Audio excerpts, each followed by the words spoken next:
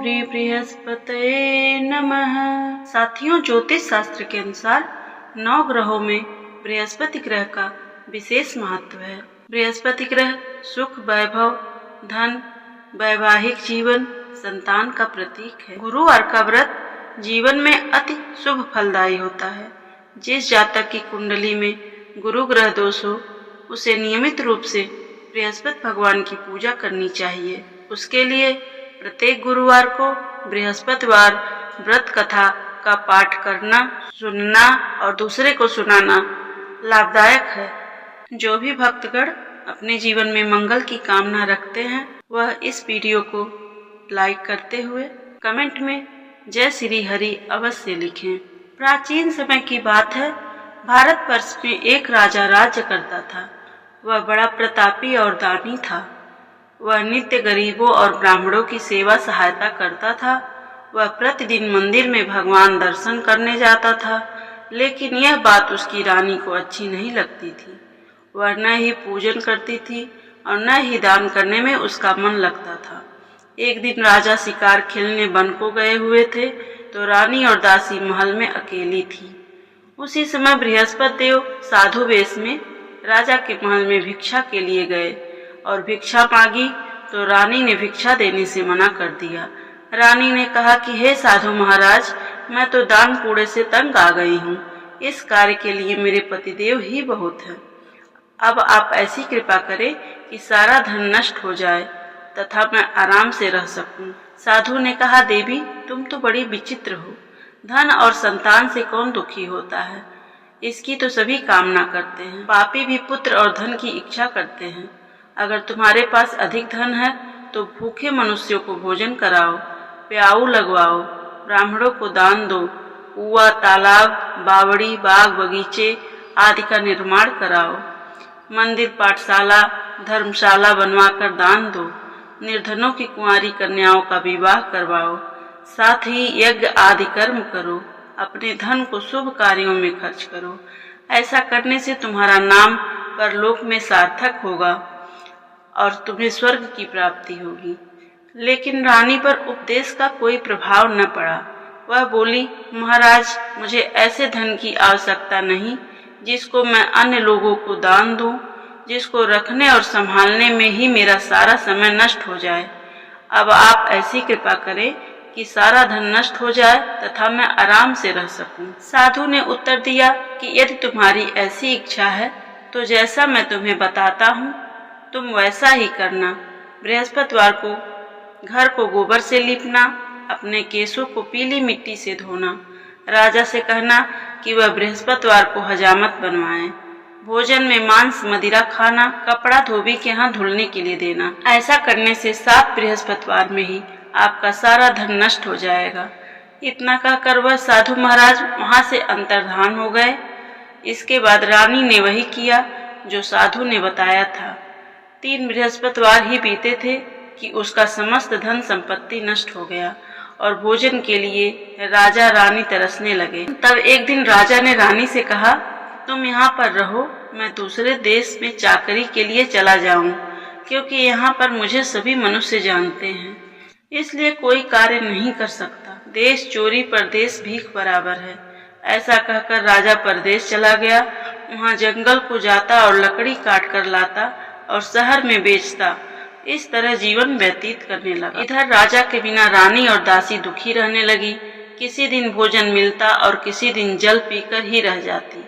एक समय जब रानी और दासियों को 7 दिन बिना भोजन के रहना पड़ा, तो रानी ने अपनी दासी से कहा, हे दासी, पास के ही नगर में मेरी बहन रहती है, वह बड़ी धनवान है, तो उसके पास जा और 5 सेर बेझर मांग ले आ, ताकि कुछ समय के लिए थोड़ा बहुत गुजर बसर हो जाए। दासी रानी के बहन के पास गई। उस दिन बृहस्पतिवार था। रानी की बहन उस समय बृहस्पतिवार की कथा सुन रही थी। दासी ने रानी की बहन को अपनी रानी का संदेश दिया, लेकिन रानी की बहन ने कोई उत्तर नहीं दिया। जब दासी को रानी की बहन से कोई उत्तर नहीं मिला तो वह बहुत दुखी हुई। उसे क्रोध भी आया। दासी ने वापस आकर रानी को सारी बात बता दी। सुनकर रानी ने कहा कि हे दासी, इसमें उसका कोई दोष नहीं है। जब बुरे दिन आते हैं तब कोई सहारा नहीं देता है। अच्छे बुरे का पता विपत्ति में ही लगता है। जो ईश्वर की इच्छा होगी वही होगा। यह सब हमारे भाग्य का दोष है। यह सब कहकर रानी ने अपने भाग्य को कोसा। उधर रानी की बहन ने सोचा कि मेरी बहन की दासी आई थी, लेकिन मैं उससे नहीं बोली, इससे वह बहुत दुखी हुई होगी।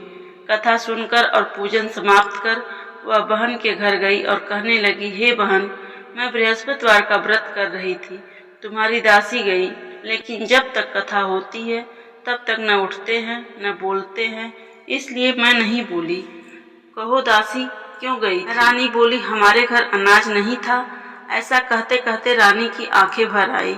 उसने दासी समेत 7 दिन तक भूखा रहने की बात अपनी बहन को बताई और कहा, इसीलिए मैंने दासी को तुम्हारे पास 5 सेर बेजर लेने के लिए भेजा था।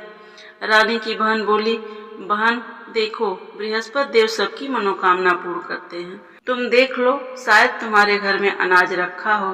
पहले तो रानी को विश्वास नहीं हुआ, परंतु बहन के आग्रह करने पर उसने दासी को अंदर भेजा। दासी घर के अंदर गई तो वहाँ पर उसे एक घड़ा बेजर से भरा मिल गया। उसे बड़ी हैरानी हुई। उसने बाहर आकर रानी को बताया। दासी रानी से कहने लगी, हे रानी, जब हमको भोजन नहीं मिलता तो हम व्रत ही तो करते हैं, इसलिए क्यों न इनसे व्रत और कथा की विधि पूछ ली जाए, हम भी व्रत किया करेंगे। दासी के कहने पर रानी ने अपनी बहन से बृहस्पति व्रत के बारे में पूछा। उसकी बहन ने बताया, बृहस्पतिवार के व्रत में चने की दाल, गुड़ और मुनक्का से विष्णु भगवान का केले के वृक्ष की जड़ में पूजन करें तथा दीपक जलाएं और कथा सुनें। उस दिन एक ही समय भोजन करें।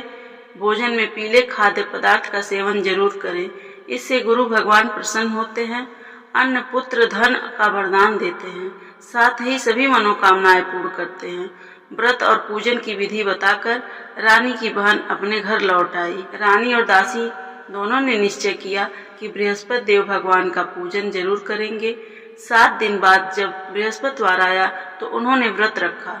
गुड़साल में जाकर चना और गुड़ बीन लाई तथा उसकी दाल से केले की जड़ तथा विष्णु भगवान का पूजन किया। अब पीला भोजन कहाँ से आए? दोनों बहुत दुखी हुई, परंतु उन्होंने व्रत किया था, इसलिए बृहस्पति देव भगवान प्रसन्न थे। एक साधारण व्यक्ति के रूप में वे 2 थालों में पीला भोजन लेकर आए और दासी को देकर बोले, हे दासी, यह भोजन तुम्हारे और तुम्हारी रानी के लिए है, इसे तुम दोनों ग्रहण करना। दासी भोजन पाकर बहुत खुश हुई। उसने रानी से कहा, चलो रानी जी भोजन कर लो, परंतु रानी को भोजन आने के बारे में कुछ भी नहीं पता था, इसलिए उसने कहा कि जा तू ही भोजन कर, क्योंकि तू व्यर्थ में हमारी हंसी उड़ाती है। तब दासी ने कहा, एक व्यक्ति भोजन दे गया है। तब रानी ने कहा, वह व्यक्ति तेरे लिए ही भोजन दे गया है, तू ही भोजन कर। तब दासी ने कहा, वह व्यक्ति हम दोनों के लिए 2 थालों में सुंदर पीला भोजन दे गया है, इसलिए मैं और आप दोनों ही साथ साथ भोजन करेंगे। यह सुनकर रानी बहुत प्रसन्न हुई और दोनों ने गुरु भगवान को नमस्कार करके भोजन किया। उसके बाद से वे प्रत्येक बृहस्पतिवार को गुरु भगवान का व्रत और पूजन करने लगी। भगवान बृहस्पतिवार की कृपा से उनके पास धन हो गया, लेकिन रानी फिर पहले की तरह आलस करने लगी।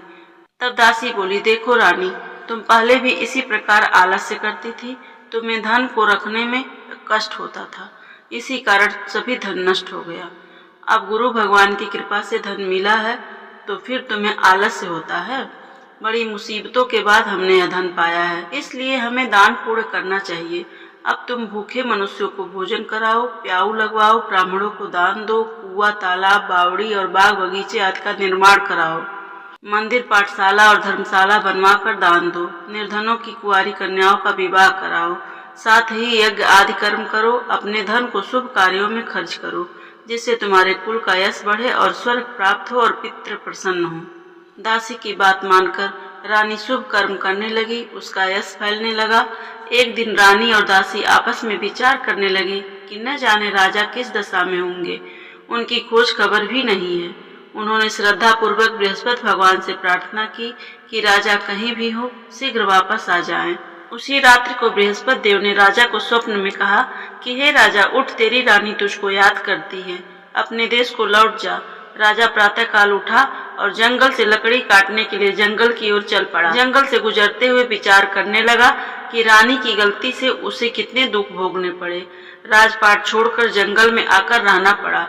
जंगल से लकड़ी काटकर शहर में बेचकर गुजारा करना पड़ा और अपनी दशा को याद करके वह व्याकुल होने लगा। उसी समय राजा के पास बृहस्पति देव साधु के वेश में आकर बोले, हे लकड़हारे, तुम इस सुनसान जंगल में किस चिंता में बैठे हो, मुझे बतलाओ। यह सुनकर राजा के नेत्रों में अश्रु आ गया। साधु की वंदना कर राजा ने अपनी संपूर्ण कहानी सुना दी। महात्मा दयालु होते हैं। वे राजा से बोले, हे राजा, तुम्हारी पत्नी ने बृहस्पति देव के प्रति अपराध किया था, जिसके कारण तुम्हारी यह दशा हुई है। अब तुम चिंता मत करो, भगवान तुम्हें पहले से अधिक धन देंगे। देखो, तुम्हारी पत्नी ने बृहस्पतिवार का व्रत करना शुरू कर दिया है।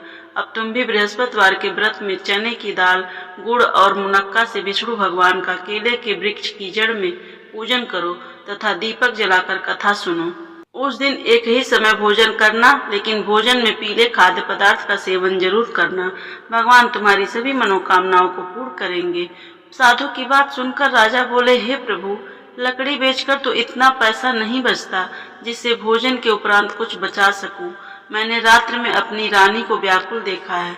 मेरे पास कोई साधन नहीं है जिससे उसका समाचार जान सकूं। फिर मैं कौन सी कहानी कहूँ, यह भी मुझको मालूम नहीं है। साधु ने कहा, हे राजा, मन में बृहस्पति भगवान के पूजन व्रत का निश्चय करो, वे स्वयं तुम्हारे लिए कोई राह बना देंगे। बृहस्पतिवार के दिन तुम रोजाना की तरह लकड़ियां लेकर शहर में जाना, तुम्हें रोज से दुगुना धन मिलेगा, जिससे तुम भली भांति भोजन कर लोगे तथा बृहस्पति देव की पूजा का सामान भी आ जाएगा। परंतु जब अगले गुरुवार का दिन आया तो वह बृहस्पतिवार का व्रत करना भूल गया।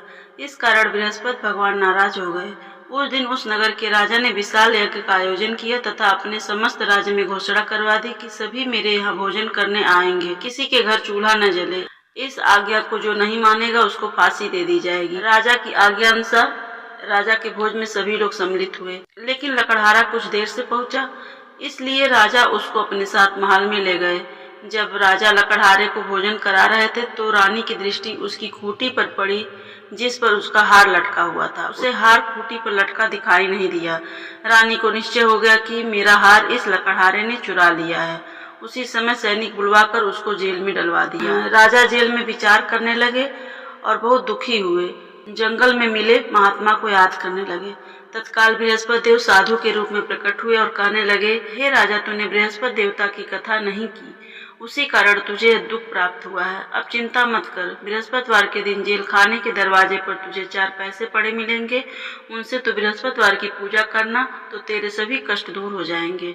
अगले बृहस्पतिवार को उसे जेल के द्वार पर 4 पैसे मिले।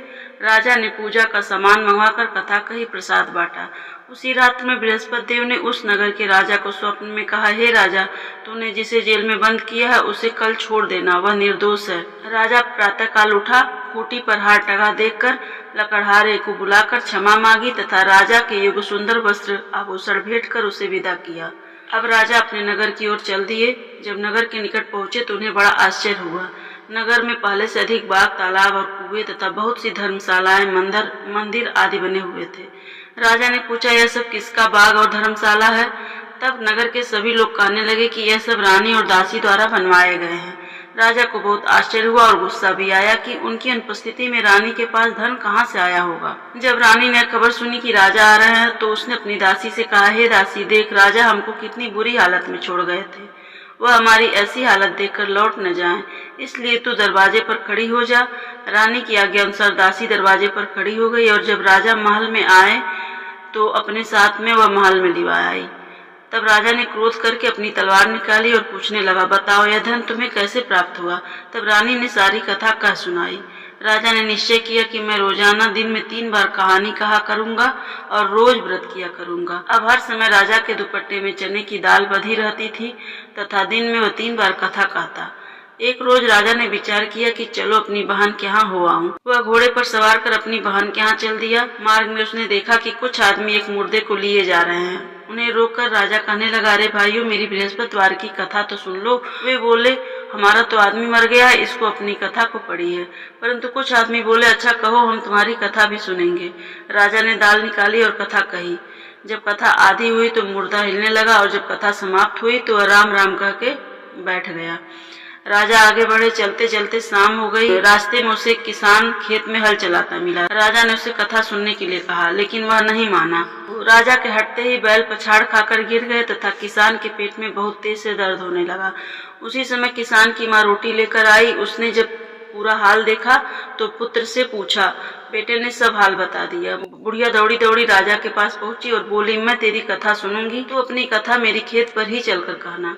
राजा ने लौटकर बुढ़िया के खेत पर जाकर कथा कही, जिसके सुनते ही बैल खड़े हो गए तथा किसान के पेट का दर्द भी बंद हो गया। राजा अपनी बहन के घर पहुंच गया। बहन ने भाई की खूब मेहमानी की। दूसरे रोज प्रातः काल जब राजा उठा तो देखने लगा कि सब लोग भोजन कर रहे हैं। राजा ने अपनी बहन से पूछा, ऐसा कोई मनुष्य है जिसने भोजन नहीं किया हो, जो मेरी बृहस्पतिवार की कथा सुन ले? बहन बोली, हे भैया, यह देश ऐसा ही है, यहाँ लोग पहले भोजन करते हैं, बाद में अन्य कोई काम करते हैं। फिर वह एक कुम्हार के घर गई जिसका लड़का बीमार था। उसे मालूम हुआ कि उसके यहाँ 3 दिन से किसी ने भोजन नहीं किया है। रानी ने अपने भाई की कथा सुनने के लिए कुम्हार से कहा, वह तैयार हो। एक दिन राजा ने अपनी बहन से कहा, बहन, अब मैं अपने घर जाऊंगा, तुम भी तैयार हो जाओ। राजा की बहन ने अपनी सास से आज्ञा मांगी तो सास बोली। राजा ने जाकर कथा कही, जिसको सुनकर उसका लड़का ठीक हो गया। अब तो राजा की चारों ओर प्रशंसा होने लगी। तुम चली जाओ, लेकिन बच्चों को मत ले जाना, क्योंकि तेरे भाई को कोई संतान नहीं है। बहन ने अपने भाई से कहा, हे भैया, मैं तो चलूंगी, मगर कोई बालक नहीं जाएगा। राजा बहुत दुखी हुआ और दुखी मन से अपने नगर को लौट आया। राजा ने अपनी रानी से सभी बात बताई और बिना भोजन किए वह सो गया। रानी बोली, हे राजा, बृहस्पति देव ने हमें सब कुछ दिया है, वह हमें संतान अवश्य देंगे। उसी रात बृहस्पति देव ने राजा को स्वप्न में कहा, हे राजा, उठ, सभी सोच त्याग दे, तेरी रानी गर्भवती है। राजा को यह जानकर बड़ी खुशी हुई। 9वें महीने रानी के गर्भ से एक सुंदर पुत्र पैदा हुआ। तब राजा बोला, हे रानी, स्त्री बिना भोजन के रह सकती है, पर बिना कहे नहीं रह सकती। जब मेरी बहन आवे तब तुम उससे कुछ मत कहना। रानी ने सुनकर हाँ कर दिया। बहन ने यह शुभ समाचार सुना तो वह बहुत खुश हुई और बधाई लेकर अपने भाई के यहाँ चली आई। तब रानी ने कहा, घोड़ा चढ़कर तो नहीं आई, गधा चढ़ी आई। राजा की बहन बोली, भाभी, मैं इस प्रकार न कहती तो तुम्हें औलाद कैसे मिलती। बृहस्पति देव ऐसे ही हैं, जैसी जिसके मन में कामनाएं हैं सभी को पूर्ण करते हैं। जो सद्भावना पूर्वक बृहस्पतिवार का व्रत करता है, कथा पढ़ता है अथवा सुनता है, दूसरों को सुनाता है, बृहस्पति देव उसकी सभी मनोकामना पूर्ण करते हैं। भगवान बृहस्पति देव सदैव उसकी रक्षा करते हैं। संसार में जो मनुष्य सद्भावना से भगवान जी का पूजन व्रत सच्चे हृदय से करते हैं तो वे उनकी सभी मनोकामनाएं पूर्ण करते हैं। जैसी सच्ची भावना से रानी और राजा ने उनकी कथा का गुणगान किया तो उनकी सभी इच्छाएं बृहस्पति देव ने पूर्ण की थी। साथियों, इसलिए पूरी कथा सुनने के बाद प्रसाद लेकर जाना चाहिए। हृदय से उनका मनन करते हुए जयकारा बोलना चाहिए। बोलो बृहस्पति देव की जय, भगवान विष्णु की जय।